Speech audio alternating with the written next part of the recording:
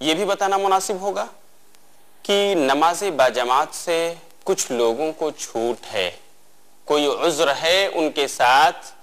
تو کچھ لوگ ہیں کچھ عذر کی بنا پر وہ نماز باجماعت سے پیچھے رہ سکتے ہیں، جس میں سب سے اہم عذر یہ ہے کہ آدمی کو ایسی بیماری لاحق ہو کہ وہ چل پھر کر نہ جا سکتا ہو مسجد، تو وہ اپنے گھر میں نماز پڑھ سکتا ہے اپنے بیڈ پر، اپنی بیماری کی وجہ سے بیٹھ کر لیٹ کر جس طرح بھی چاہے۔ اسی طرح ایک آدمی جو معذور ہے، کسی وجہ سے چلنے پھرنے سے قاصر ہے،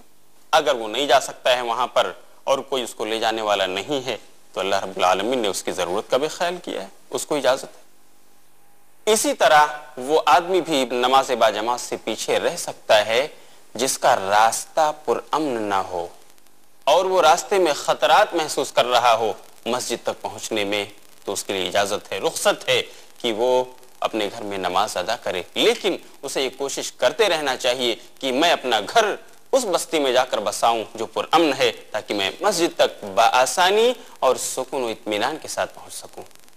اسی طرح نماز باجماعت سے پیچھے رہنے کا ایک عذر یہ بھی ہو سکتا ہے کہ سخت بارش ہو رہی ہو، اگر ایسی زوردار بارش ہے جو تھمنے کا نام نہیں لے رہی ہے اور اذان دی جا چکی ہے، آپ کا وہاں تک جانا مناسب اگر آپ نہیں سمجھتے ہیں سخت بارش کی وجہ سے، تو بالکل شریعت کی طرف سے اجازت ہے کہ آپ گھر میں نماز پڑھ سکتے ہیں۔ اسی طرح کچھ اور بھی ضرورتیں ہیں جو عذر معقول کی حیثیت رکھتی ہیں، آپ جماعت سے پیچھے رہ سکتے ہیں۔ مثال کے طور پر اگر آپ کا کھانا حاضر ہو چکا ہے، آپ دسترخوان پر بیٹھ چکے ہیں اور آپ کو بھوک لگی ہے،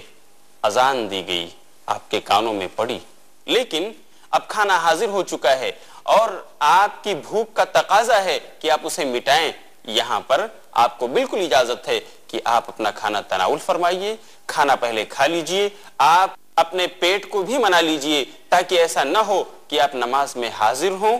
اور آپ کا من، آپ کا دل آپ کے دسترخوان پر لگا ہوا ہو، مختلف قسم کے کھانے، ڈشیں سجائی گئیں لیکن میں کھا نہیں سکا۔ اس لیے کھانے کی موجودگی میں آپ کو چاہیے کہ پہلے کھانا کھا لیں، اپنی بھوک مٹا لیں اور پھر جا کر کے آپ نماز پڑھیں، اگرچہ آپ کی جماعت چھوٹ جائے۔ کوشش یہی رہنی چاہیے کہ جماعت آپ کی نہ چھوٹے، پھر بھی شریعت نے اجازت دی ہے۔ اسی طرح سے اگر کسی کو پیشاب اور پاخانے کی ضرورت آ پڑی، نماز کے لیے جانا ہے اس کو، لیکن لوز موشن ہے یا اور ایسی کوئی وجہ ہے کہ انہیں قضاء حاجت کی ضرورت پڑ گئی، تو ضروری ہے کہ پہلے وہ انسان اپنی ضرورت پوری کر لے، پیشاب اور پاخانے سے فارغ ہو جائے اور اس کے بعد وہ نماز کے لیے جائے، تاکہ اس کی نماز میں خشوع خضوع ہو۔ ایسا نہ ہو کہ اسے پیشاب لگی ہوئی ہے، اسے پاخانے کی حاجت ہے، لیکن اس کے باوجود وہ بس جماعت کے لیے جا رہا ہے، تو ٹھیک ہے جماعت تو اسے مل گئی لیکن خشوع خضوع کہاں رہا؟ گویا کہ ٹوائلٹ میں اس کا من لگا ہوا ہے، کب میں فارغ ہوں اور بھاگ کر کے میں وہاں جاؤں اپنی ضرورت پوری کروں۔ اس لیے شریعت نے اس موقع پر بھی اجازت دی ہے کہ آپ اپنی ضرورت قضاء حاجت کر لیجئے، پیشاب پاخانے سے فارغ ہو جائیے، اگرچہ کہ آپ کی جماعت کسی وجہ سے چھوٹ جائے، آپ کو دیر لگ جائے، اس سے شریعت نے آپ کو رخصت دی ہے۔ تو ایک کچھ چیزیں ہیں جو عذر کی حیثیت رکھتی ہیں، ان کے ہوتے ہوئے کوئی آدمی اگر جماعت سے پیچھے رہ جاتا ہے تو انشاءاللہ اللہ رب العالمین اپنے دامن عفو میں اسے جگہ دے گا اور اس سے درگزر فرمائے گا۔ جماعت کے سلسلے میں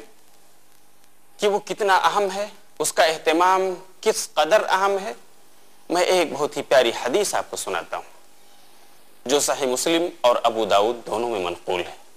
اور یہ واقعہ بہت مشہور ہے جو ایک نابینا صحابی حضرت عبداللہ بن ام مکتوم رضی اللہ تعالیٰ عنہ کا ہے۔ صحیح مسلم میں ہے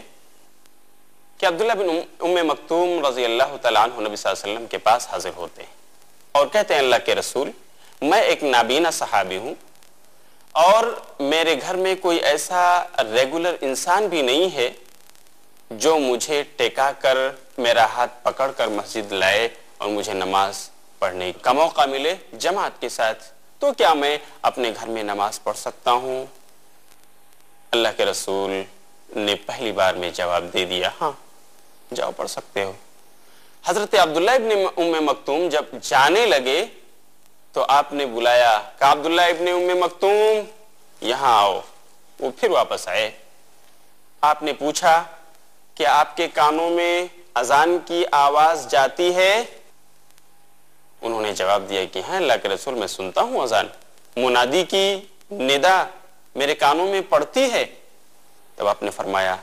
پھر جماعت میں حاضر ہونا ضروری، مسجد آؤ، یہاں آ کر نماز پڑھو۔ انہوں نے کہا اللہ کے رسول، مدینے کے راستے بہت ہی پرخار ہیں، کیڑے مکوڑوں کی جگہ ہے یہ، اور کوئی ایسا مداوم انسان بھی میرے ساتھ نہیں ہے جو برابر ہر وقت میرے ساتھ رہے اور مجھے لے کر کے مسجد آئے اور لے جائے۔ اس کے باوجود اللہ کے رسول نے کہا نہیں، مسجد میں آپ کو حاضر ہونا ہے، یہاں آ کر جماعت سے نماز پڑھو۔ آپ اذان سنتے ہو، اس لیے آپ کو بہرحال یہاں حاضر ہو کر جماعت کے ساتھ نماز پڑھنا ہے۔ میرے دوستو، آپ اندازہ کیجئے، ایک نابینا صحابی رسول جن کے پاس کوئی ایسا لڑکا بھی نہیں تھا جو ان کو ٹکا کر اور مسجد لے جاتا، ان کو راہ بتاتا اور واپس لاتا، اس کے باوجود اللہ کے رسول نے کہا اگر تم اذان سنتے ہو، اس کی ندا تمہارے کانوں میں پڑتی ہے، تو جماعت میں حاضر ہونا ضروری ہے۔ خلاصہ یہ ہے کہ ہر حال میں، چاہے ہم مصلی میں نماز با جماعت کا اہتمام کریں یا مسجد میں آ کر، ہر حال میں ہمیں جماعت کا اہتمام کرنا چاہیے، اور اس سے غفلت برتنے والوں کو شریعت کی جو وارننگ ہے اس سے ڈرنا چاہیے۔ ہم اخیر میں اللہ رب العالمین سے دعا کریں گے کہ اللہ، ابھی تک ہم نے جو کچھ نماز چھوڑنے کے تعلق سے بیان کیا، ہم سب کو اس کے مطابق عمل کرنے کی توفیق عطا فرمائے۔ انشاءاللہ اگلی نشست میں ہم آپ کو بتائیں گے کہ زکوٰۃ کی اہمیت کیا ہے، اور جس پر زکوٰۃ فرض ہو چکی ہے وہ فرض ہونے کے باوجود اسے ادا نہیں کر رہا تو اس کا کیا حکم ہے اور یہ کتنا بڑا گناہ ہے۔ تب تک کے لیے انتظار کیجئے، ہم آپ سے اجازت چاہتے ہیں۔ وآخر دعوانا ان الحمد للہ رب العالمین، والسلام علیکم ورحمۃ اللہ وبرکاتہ۔